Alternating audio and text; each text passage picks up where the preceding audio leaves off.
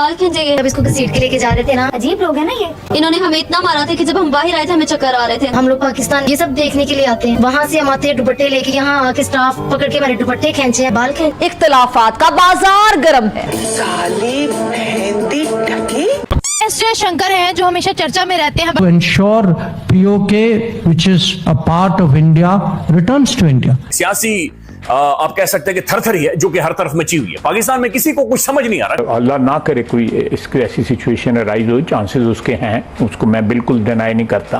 अपने मुल्क को देखें ना, वो उधर वाले कश्मीरियों के साथ क्या कर रहे हैं। उधर मोदी सरकार बैठे हुए हैं, वो इंडिया में हालात सुने जाते हैं ना, और जिस तरह उनकी ही पुलिस उनकी कश्मीर के साथ उन्हीं के लोगों को मार रही है। मुस्लिम्स की नीड्स को तो यहाँ पाकिस्तान में पूरा नहीं किया जा रहा सबके सामने। अब हम मुसलमान हैं, हमें पता है कि इस्लाम की क्या कदर है और हॉली प्लेसेस की क्या कदर है। यूएई ने बॉलीवुड कपल रणवीर सिंह और दीपिका पादुकोण को एज अ टूरिज्म एम्बेसडर चुन लिया है। पे माहौल उस तरह जिस पूरा है दुबई का, वहाँ पे मोस्टली तो अब इंडियंस का सब कुछ चल रहा है। इस्लाम तो बहुत कम हो चुका है। दोस्तों, अपने आप को सबसे बड़ा इस्लामी जमहूरिया मुल्क कहने वाला पाकिस्तान एक बार फिर से है परेशान। एक तो हमारे लीडरों का और फौज के जो हेड है उनके बयानों से थर्राए हुए हैं, डर रहे हैं, कांप रहे हैं, और दूसरी ओर अफगान के जो मिनिस्टर है इंडिया आ चुके हैं। एक बात इनकी सांसें बढ़ा दी है, और एक बात और इन लोगों को हजम नहीं हो रहा है कि यूएई ने दीपिका पादुकोण टूरिज्म का एम्बेसडर कैसे बना दिया, वो भी एक गैर मुस्लिम को। लेकिन इनके पाकिस्तान में इनके ही अपने लोग जो यूएई से आए हुए हैं उनके साथ क्या बदसलूकी हो रहा है, ये इनको नहीं दिख रहा है। ये लोग बार बार जो पाकिस्तान के लोग मुस्लिम कार्ड खेलते हैं ना, तो आज आप इस वीडियो में देखेंगे कि इनके मुस्लिम महिलाओं के साथ इनके पुलिस, इनके फौज क्या कर रही है। तो नमस्कार, मैं आपको तो डीपी, चलिए देखते हैं वीडियो। सऊदी अरेबिया के स्मृति ईरानी को होली साइट्स का विजिट करवाने के बाद अब एक बड़ी खबर यूएई की तरफ से सामने आ रही है, जहां पर ये देखा गया कि यूएई ने बॉलीवुड कपल रणवीर सिंह और दीपिका पादुकोण को एज अ टूरिज्म एम्बेसडर चुन लिया है, और अबू धाबी मस्जिद का भी विजिट करवाया गया। एक एड भी शूट की गई है ताकि टूरिज्म को प्रमोट किया जाए, जिसकी चर्चा इस वक्त बहुत ज्यादा हो रही है, बड़ा क्रिटिसाइज किया जा रहा है यूएई को भी और दीपिका पादुकोण के हिजाब करने को भी। भाई, इंडिया से ज्यादा तो पाकिस्तानियों की मिर्ची लगी है, क्योंकि एक नॉन मुस्लिम को यूएई का टूरिज्म एम्बेसडर बना दिया गया। तवक्कुआत, ख्वाहिशात, खदशात, इख्तलाफात का बाजार गर्म है। साली मेहंदी ढकी।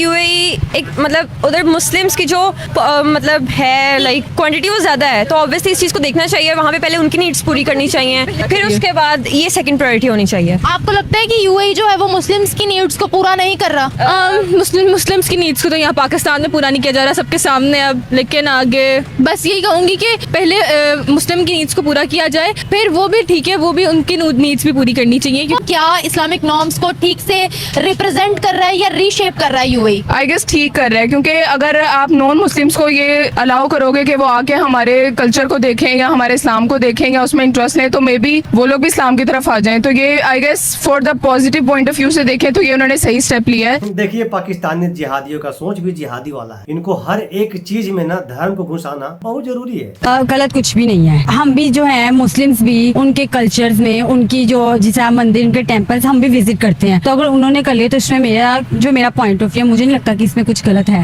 हम मुसलमान हैं, हमें पता है कि इस्लाम की क्या कदर है और हॉली प्लेसेस की क्या कदर है, वहाँ पे लोग क्या करते हैं। खबरें तो ये भी आती है कि मस्जिद के अंदर से टूटियां चोरी हो गई हैं। हाँ, ये भी होता है। मस्जिद के अंदर से चोरियां हो गई हैं, केसेस तो ये भी सामने आते हैं ना। तो यू कांट जज a book by its cover. जो यूएई ने अपॉइंट किया है दीपिका पादुकोण को, उसको बहुत ही ज्यादा क्रिटिसाइज किया जा रहा है। आपसे ये पूछना चाहूंगी, क्या यूएई जो है वो ये सब चीजें पीआर के लिए कर रहा है, या फिर वो वाकई में एक रिलीजियस ग्लोबल हब बन गए हैं? मुझे लगता है कि ना वो लोग ना पीआर के लिए कर रहे हैं। पीआर के लिए? हाँ, क्योंकि आपको पता है दीपिका बहुत बड़ी एक स्टार है इंडियंस की, तो उन्होंने, मुझे लगता है ये सब पीआर के लिए भी कहा जा सकता है। ये देखिए, वहाँ पे माहौल उस तरह जिस पूरा है दुबई का, वहाँ पे मोस्टली तो अब इंडियंस का सब कुछ चल रहा है। इस्लाम तो बहुत कम हो चुका है। जो सॉरी टू से जो हम लोग ड्रेसिंग करते हैं वो हम वेस्टर्न ड्रेसिंग नहीं करते। यहाँ जो हमारी ड्रामा इंडस्ट्री है उसमें वेस्टर्न टच नहीं है। या जो पाकिस्तान में हो रहा है वो सब आपको लगता है कि इस्लामिक वैल्यूज के मुताबिक हो रहा है? अगर दुबई या सऊदीया कर देता है तो बवाल खड़ा हो जाता है। भाई, क्या पाकिस्तान के अंदर टेम्पल्स नहीं है?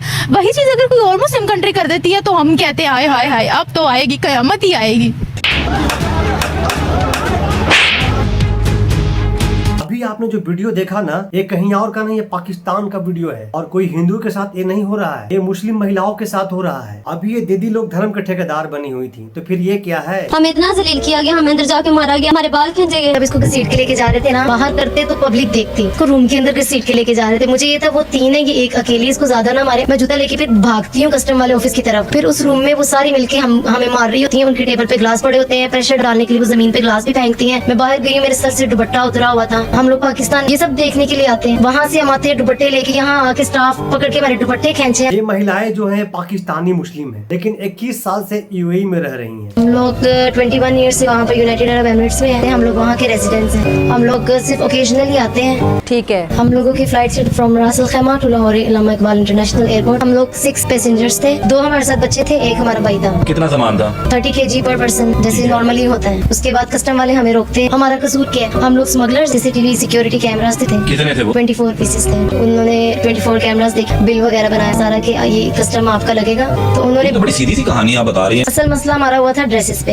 हम लोग क्या भाई की शादी के कपड़े लेके जा रहे थे, बस हमारा कसूर ये है। जो कि हम लोग दुबई से ड्रेसेस लेकर आ रहे थे, तो उन्होंने देख के बोला कि ये इंडियन ड्रेसेस हैं। हमने बोला हम लोगों ने ये दुबई से खरीदे हैं। ऊपर टैग भी लगा था, सब कुछ लगा था, हमारे पास सारे प्रूफ थे कि ये दुबई से हम लोगों ने खरीदे। 36 आवर्स हम लोग वहाँ पर जलील होते रहे। 36 आवर्स। बहन प्रेग्नेंट थी, उसको उन्होंने पुश किया। अजीब लोग है ना ये। इन्होंने हमें इतना मारा था कि जब हम बाहर आए थे हमें चक्कर आ रहे थे। अब ये भी मुस्लिम थे, क्या कहेंगे दीदी लोग आप? और अभी तो पाकिस्तान थर्राया हुआ है एस जयशंकर साहब के ये वाला बयान सुन के। Every political party of this country is committed to ensure POK, which is a part of India, returns to India. This actually is our national commitment. S Jaishankar हैं जो हमेशा चर्चा में रहते हैं, बड़ी बोल्ड स्टेटमेंट्स देते हैं। उन्होंने ये बोला कि वहाँ के लोग जो हैं वो इंडियन कश्मीर के साथ अपना कंपैरिजन करने लग गए। इलीगल ऑक्यूपेशन जो है पाकिस्तान के पास जो कश्मीर है उसकी हम खत्म करना चाहते हैं और अब वो खत्म होने को आई है। आपको लगता है इज इट ट्रू? नहीं, इलीगल ऑक्यूपेशन हमारी नहीं है। आई डोंट थिंक सो कि इलीगल ऑक्यूपेशन कभी हमारी तरफ से थी।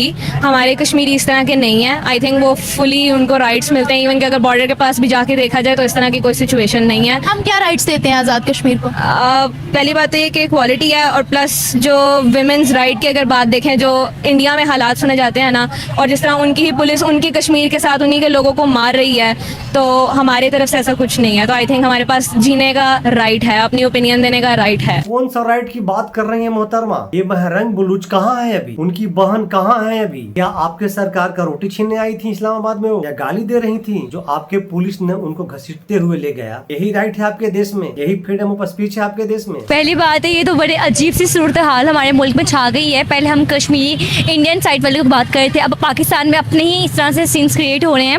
मुझे लगता है कि मतलब इस तरह से होना तो चाहिए नहीं है, क्योंकि कश्मीर जाते हैं लोग, बहुत टूरिस्ट उधर आते हैं, टूरिज्म बहुत ज़्यादा होता है।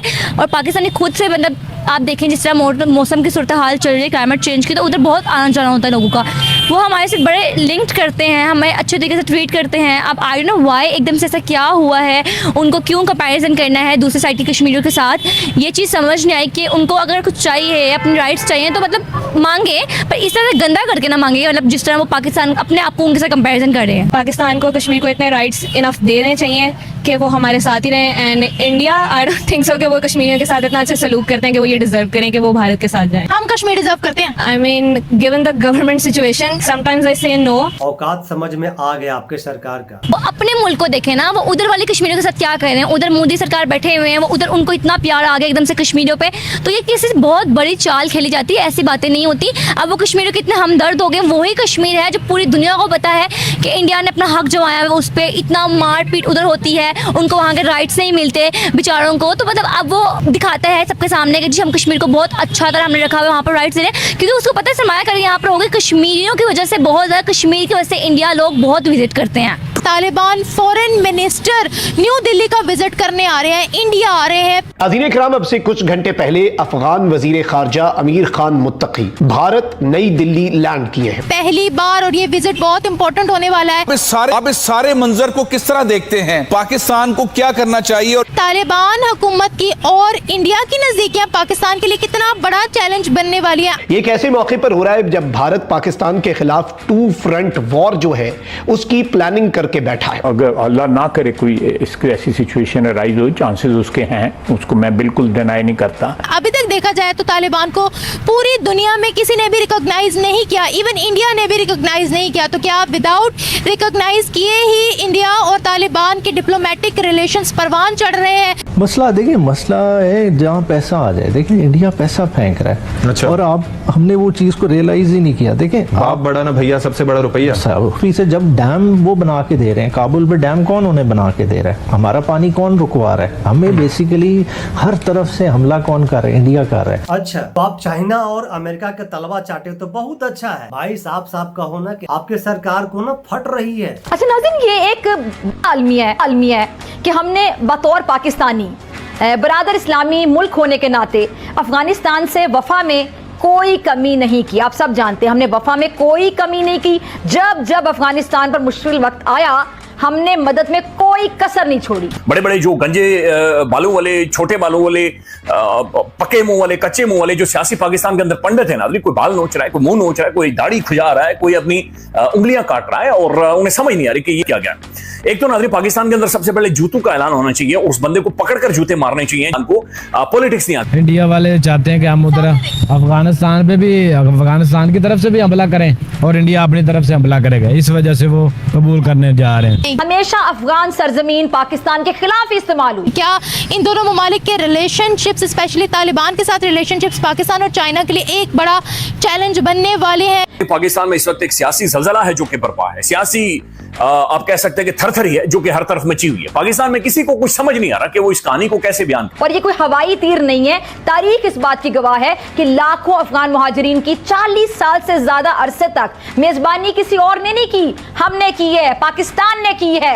रहने को अपनी जमीन दी, खाने पीने का इंतजाम किया, लेकिन पाकिस्तान को इन वफाओं का सिला हमेशा बेवफाई और जफा की सूरत में मिला। और जो कल कुरम में अफसोसनाक हमला हुआ जिसमें पाकिस्तान की अफवाज के अफसरों ने और जवानों ने जामे शहादत नोश किया, वो भी इसी सिलसिले की एक कड़ी था कि पाकिस्तान को एंगेज किया जा सके फ्रॉम अफगान साइड। अब इस सब के अंदर पाकिस्तान की अफवाज पर एक और हमला हुआ है। एक और जवान जो है, एक और मेजर जो है वो धरती मां पर कुर्बान हुआ है और इसके साथ कुछ मजीद शहादतें जो है उनकी तलात है। ये एक इंतहाई क्रूशल मौके पर हो रहा है। और अब सवाल यहां पर यह है कि इस वक्त पाकिस्तान क्या करने जा रहा है। अफगान वजीर खारजा इस इंतहाई क्रूशल और स्ट्रेटेजिक टाइम पर भारत में मौजूद है। ये फरमाइएगा कि जो हमारा दूसरा बड़ा हमसाया है अफगानिस्तान, अब उनका फॉरेन मिनिस्टर जो है वो हिंदुस्तान जा रहा है और स्पेशल एग्जाम्पशन के तहत जा रहा है। इधर भी आना था लेकिन वो मामला आपको पता खटाई में पड़ गए। ये हमारे लिए वरी है कि अफगानिस्तान की हुकूमत जो जिसके साथ हमारे ताल्लुकात बस खट्टे मीठे ही हैं, वो अब हिंदुस्तान हैं। मीठे नहीं, मीठे बिल्कुल ही नहीं। मेरा नहीं ख्याल, मेरा जिस खट्टे और कड़वे, चले ऐसा कहते हैं, खट्टे और कड़वे, खट्टे और कड़वे कहते, चलो ठीक है। मैं अब वो खट्टे और कड़वे वाला जो है वो जहरीले के साथ जाके मिल रहा है।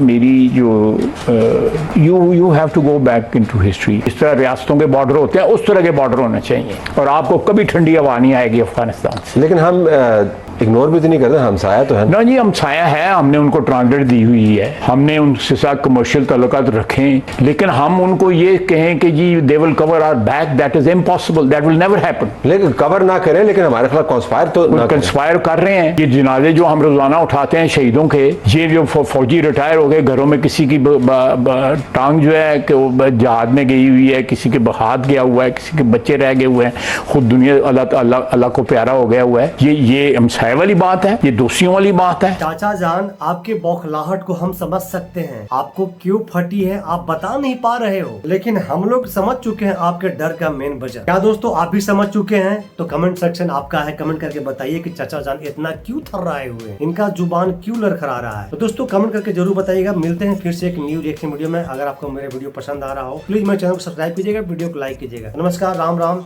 जय हिंद।